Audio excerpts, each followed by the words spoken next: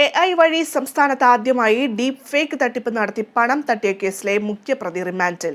ഗുജറാത്ത് സ്വദേശി കൗശൽ ഷായെ Kozhikode chief judicial magistrate കോടതിയാണ് റിമാൻഡ് ചെയ്തത്. പ്രതിയെ ഡൽഹിയിലെ തിഹാർ ജയിലിലേക്ക് കൊണ്ടുപോകും.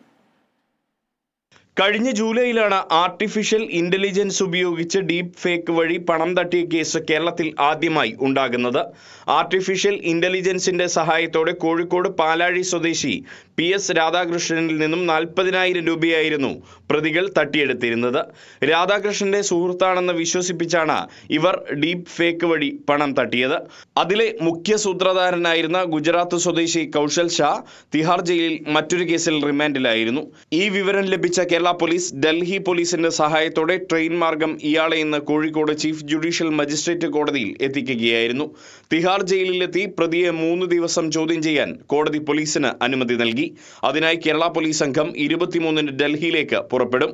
നമ്മളറിവിൽ ഇന്ത്യയിൽ തന്നെ ഫസ്റ്റ് AI തട്ടിപ്പ് കേസാണ് ഇത് രജിസ്റ്റർ ചെയ്തിരിക്കുന്നത്.